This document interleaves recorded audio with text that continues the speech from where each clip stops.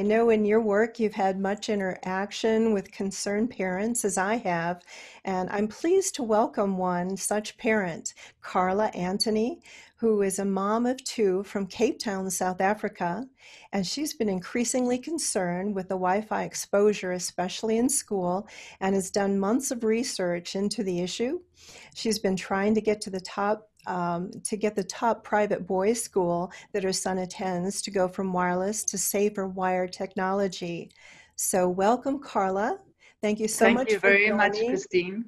Thank you. You appreciate you. So why don't you start off, if you would, with letting us know what raised your concern about the issue of Wi-Fi radiation. Thank you very much. And Tom, very nice to meet you, I'll say it this way. Thank you. You know, as parents, we always have to, at school, sign permission slips for almost everything, you know.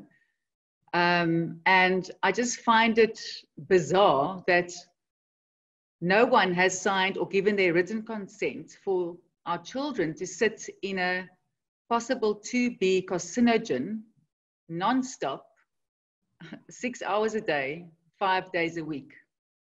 It's basically like our children are sitting with someone that's got like DDT or chloroform or lead, which is in the same category as radio frequency radiation, and sitting there non-stop. And if parents, I mean, it's just because you don't see it, but if parents think of it like that, I don't think anyone would give their permission for their child to sit with chloroform or DDT non-stop every single day. And that's just it being based on a class 2 as a class 2B carcinogen, when there's so many professors and scientists that are calling for it to be reclassified to a class 1, a known human carcinogen. So I just, you know, and it's frustrating as a parent because it's almost as we have to choose between our children's health and education. And of course, most parents will choose health, but unfortunately, most parents and most educators are not aware of the known biological health effects. And unfortunately, they all rely on governing bodies and governments and on the so-called safety guidelines to protect us. But they don't know the whole background to the 24-year-old safety guidelines, and they don't know about the conflict of interest and the captured agencies that's so nicely laid out in this, you know, this famous Harvard document. So it's sad that we have to, you know, worry about this and decide health or education. Absolutely. And you clearly have done your research, Carla. And I'm glad you mentioned about FCC being a captured agency. That is such a strong point. And naturally, Yes. because they make so much money, I'm sure, as you know, from the selling of this technology, that they are not unbiased. So, but I'm sure we're speaking to the choir and probably most everyone who's listening in here. But if you'd like to chat a little bit more about your own research journey and what you've done within your school to communicate with them to try to get things improved there. Okay, well, you know, okay, I'll start with how it kind of all started. They introduced Wi-Fi, not Wi-Fi, sorry. They introduced iPads more or less 2 years ago. So we're talking 25 iPads in a classroom, all on wireless and a Wi-Fi router. And a few weeks after they introduced this, when I fetched my son from school, 10 years old, he'd say, "Mom, I've got a headache." And I'm like, "What? I can't remember that I even had headaches when I was your age." And nothing else had changed. His diet was the same. He had enough water to drink. And I just, those days thought I used to talk with my phone. Yeah, because I didn't know of any better. And my ear would kind of heat up and like I also sometimes used to get headaches. And then I thought, you know what, maybe it's the introduction of the iPads. So I started doing a little bit of research, and then the more research, the more I got into it. And this whole year, I basically dedicated my time, like full time, to in-depth research. And, it's like, I think it's Cici Duchet that says, the more you know, the more, when you know, you can't unknow, and through my research, the good thing that besides gaining knowledge and gaining new friends, I also was lucky enough to connect with a few top world-known professors. And two of them, Professor Leonard Hardell and Professor Ole Johansson, and EMF expert Cici Duchet from Massachusetts, all three wrote letters, very well-written emails and letters to the school, personally advising them to go from wireless to wired because of the known biological health effects. And as I'm sure you know, Chris, Professor Leonard Hardell was part of the group of scientists that classified radio frequency radiation as a possible class 2B in 2011. And he is also one of many that are calling for it to be reclassified to a class 1. So, I just thought, I was very hopeful that, if two professors and an EMF expert advise you, not just normal doctors, they are professors that advise you to go from wireless to wired because of all the known health effects, that you would listen. So I'm still hoping that they will listen to this. And I just don't, okay, so that is basically what I gave to the school. And I still haven't given up because I really want parents to really know the truth. And unfortunately, they kind of still, because everyone's so busy, they don't have time to look at emails. They don't have time to look into studies. And they still do rely on the governing bodies.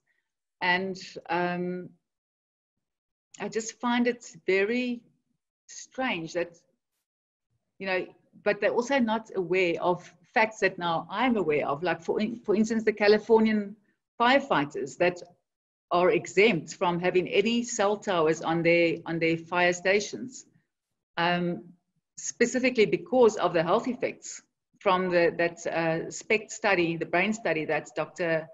Gunnar Huyse, I don't know if I'm pronouncing his name right, but that famous SPECT study that he did on all the firefighters, and all the firefighters' brains were abnormal. And the firefighters are protected, but why are we not protecting our children?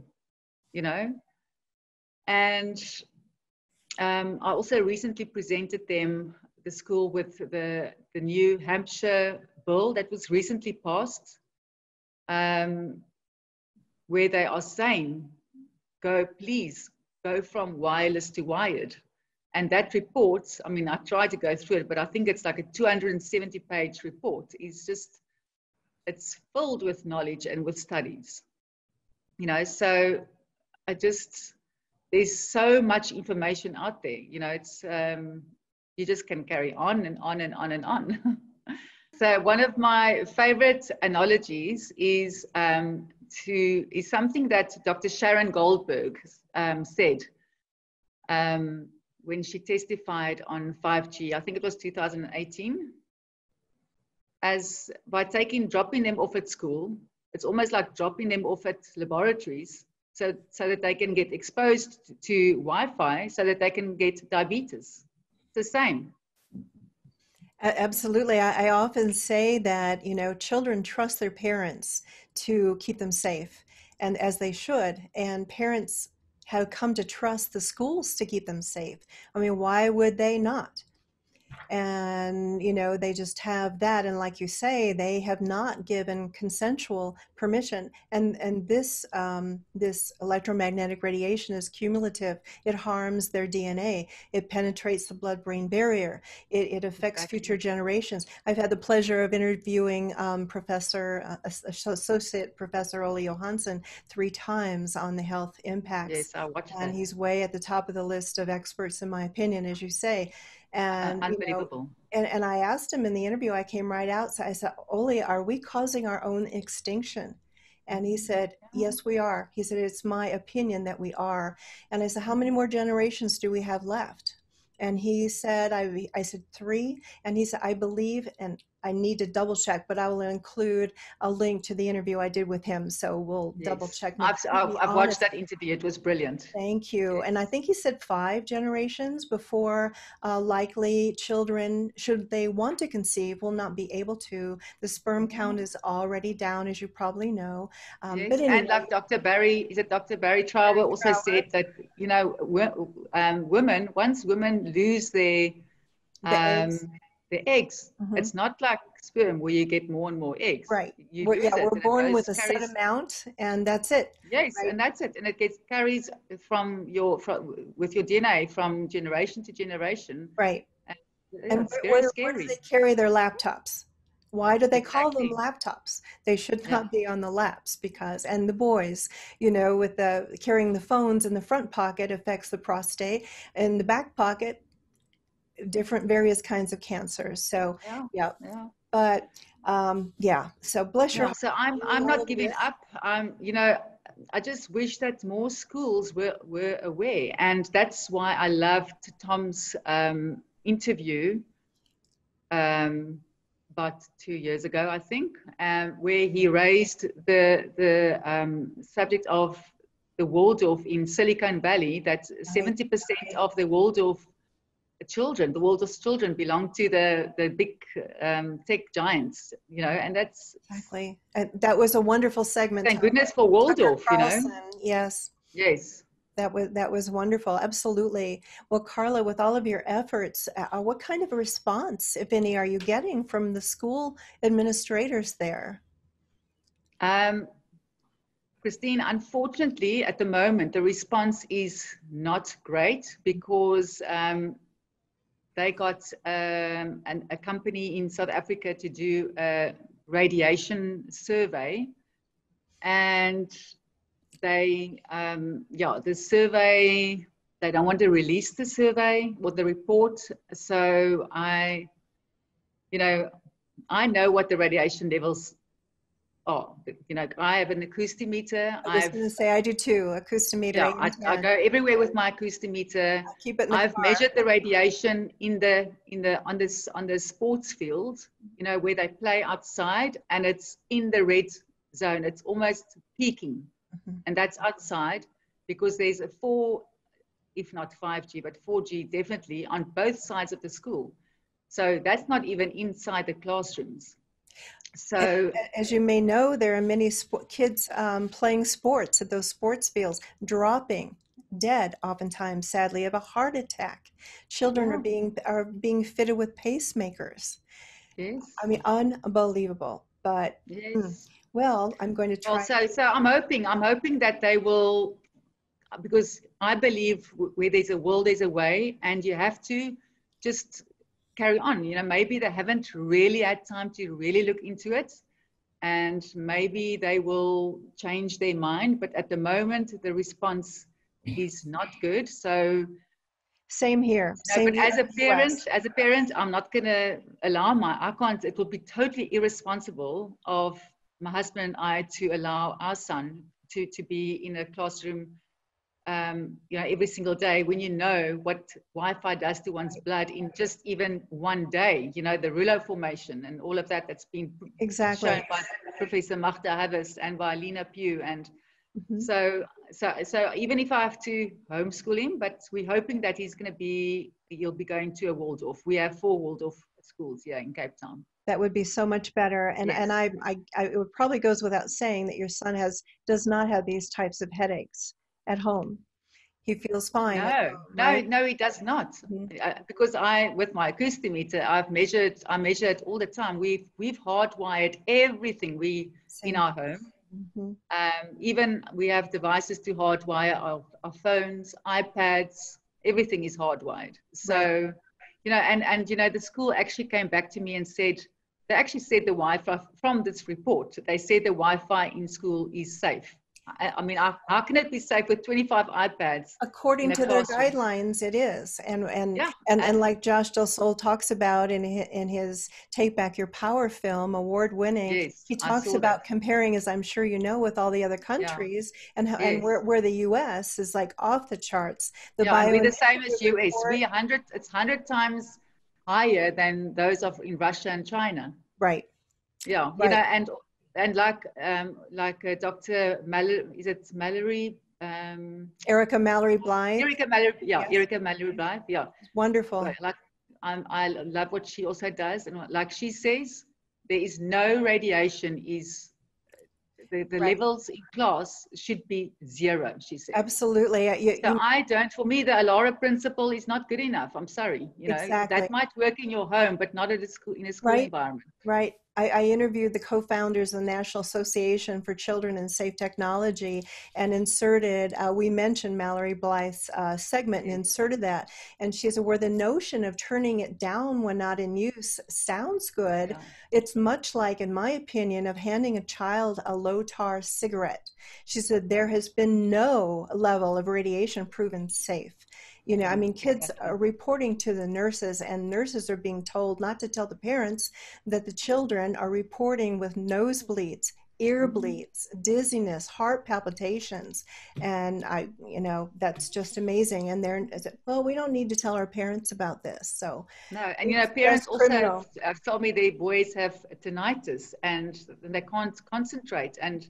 And boys, a lot of boys that are suffering from diabetes, Mhm. and they don't realize, unfortunately, by being exposed to all that Wi-Fi is definitely not gonna help. Right. I mean, And also the neurological with the anxiety and the yeah, depression and being yeah, prescribed psychotropic drugs that suicidal ideations and violent behavior, it's all related, and it's not always just the electromagnetic radiation, but I believe it's really a strong contributor, and yeah, it's all connected. So that's kind of what we're talking about today, and Tom's yes, information about screens is amazing. So, Carla, if it's okay, I'd like yes.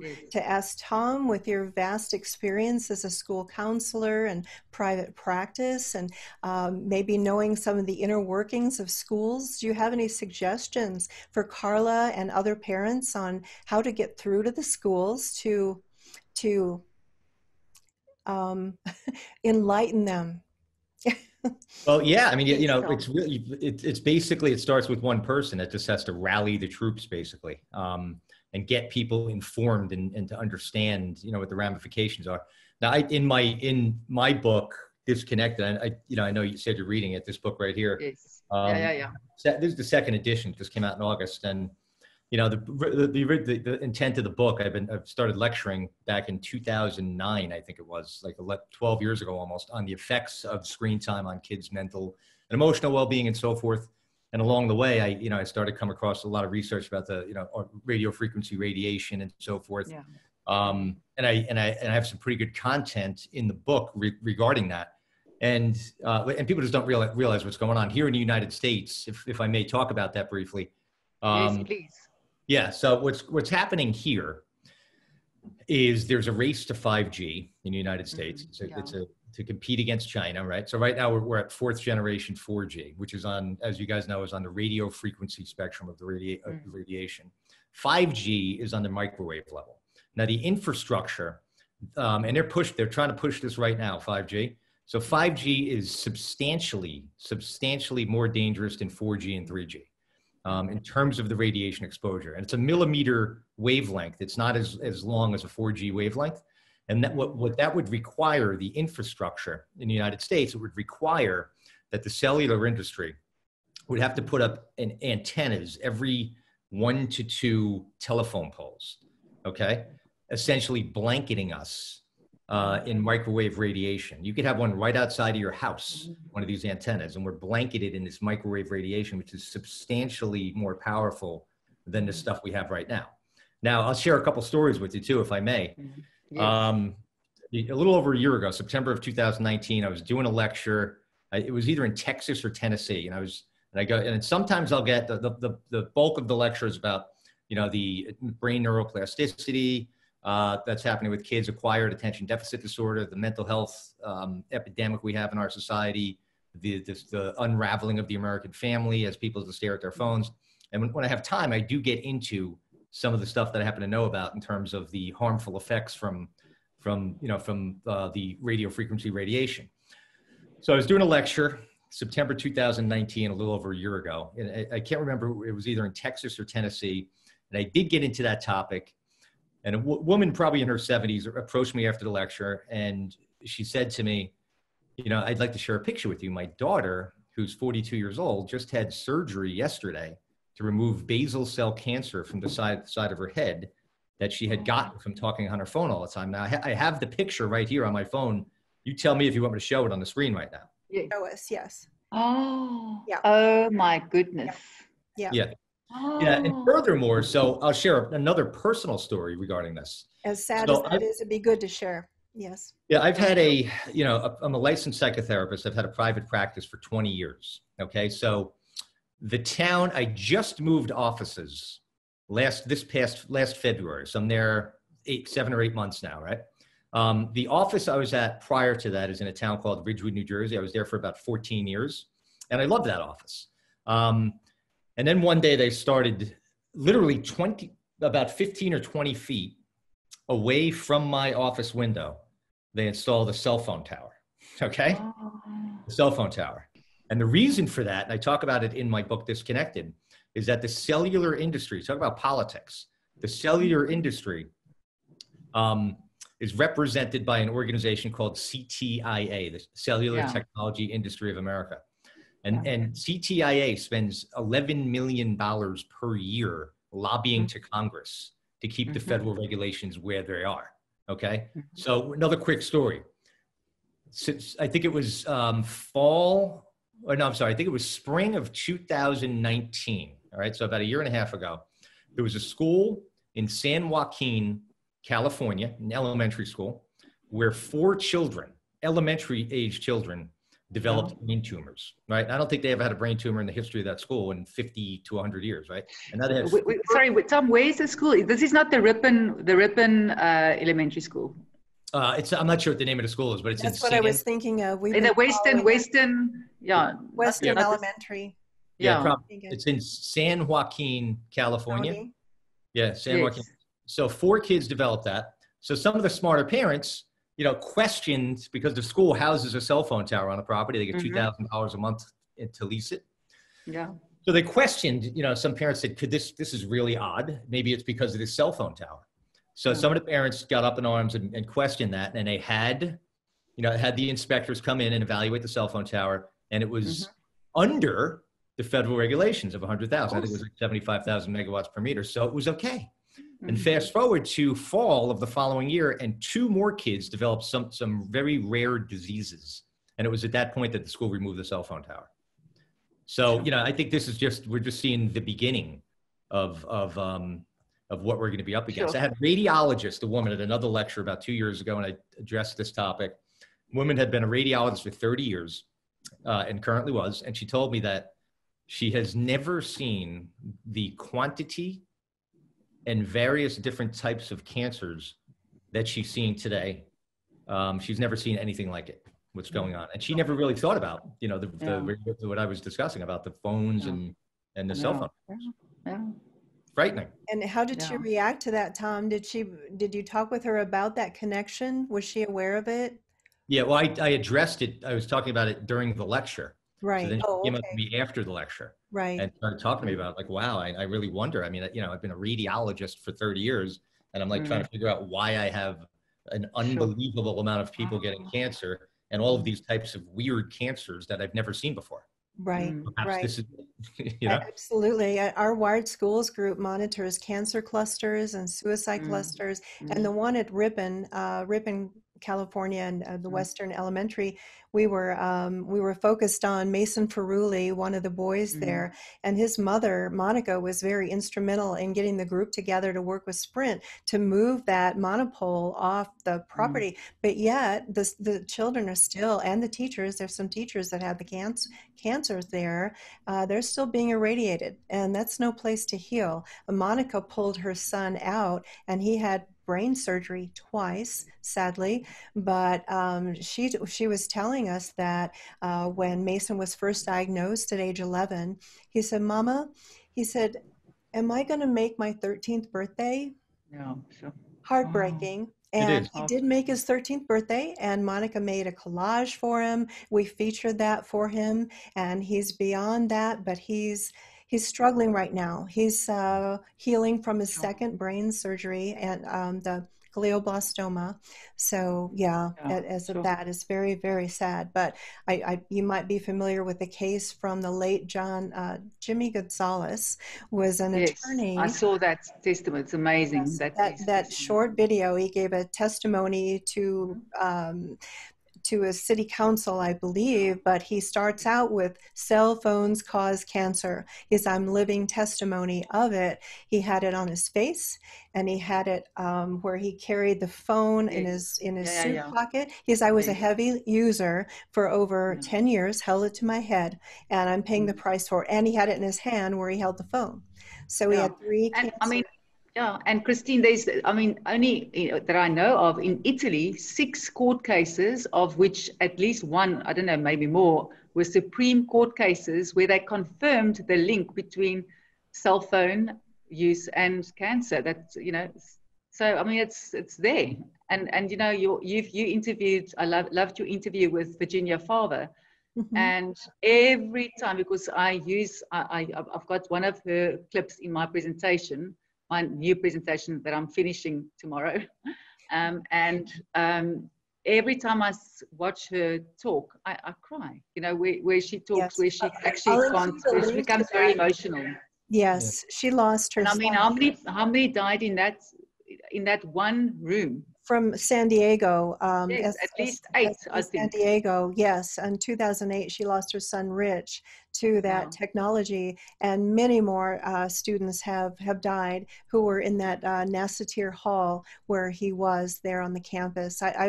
Virginia and I are fairly close friends. She lives about an hour and a half from me in Colorado, and she's amazing, and she's such an advocate, as you know, for this. And yeah, so it's just so sad what we're doing, but we're raising awareness and doing what we can. So, and thank you for being a hero and a peaceful warrior. I'm not a hero. You are. I'm just a mother, a concerned mother. So let me jump in for 1 sec. Yes. So I have something on my mind. So another thing that's troubling, okay, and you can't really just go up to strangers and say, hey, this is a problem. A thing that's really troubling is the amount of people walking around with wireless earbuds. Okay. My son got a pair. My son is 17. So I think for his 15th birthday, the neighbors, they have a couple sons that are good friends with my son. So they bought him wireless earbuds for his birthday. And I refused to allow him to use them. So he wound up selling them. But so many people, they don't realize, but essentially you're putting this radio transmitter in your ear that's just injecting this stuff directly into your ear canal to your brain. And I know of people that actually even sleep with it. People actually fall asleep with it in their ears. And they have no idea. I mean, it's like taking, it's like that lady. That lady talked on her phone. And that photo I showed you from speaking on her phone all the time. These people have the thing in their ear all the time, 24 hours a day. They have no idea what the potential consequences are. And it's frightening. And it's allowed. Exactly. The Bluetooth and all of the phones. Yeah, absolutely. I'm glad you mentioned that, Tom. It's a very good. The late John McCain had the cancer where he held his phone, and the late Beau Biden, same thing. And many things, many cases. Yeah. So unbelievable. Wow. Well, Carla, thank you so much for contributing to our series. And I really appreciate. I've come to know on this research journey of mine that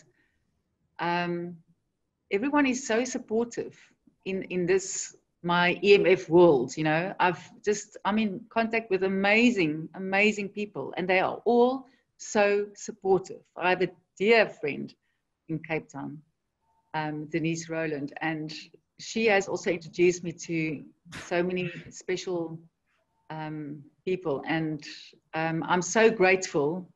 And and Tom, also to you, grateful for all your awareness, and Christine for what you do, and it's really it's inspiring. Oh, So thank thank you you for very that. much. Thank you for that. And I've many people have been gracious to say similar things, and I can only say is that I'm only doing what I'm compelled to do.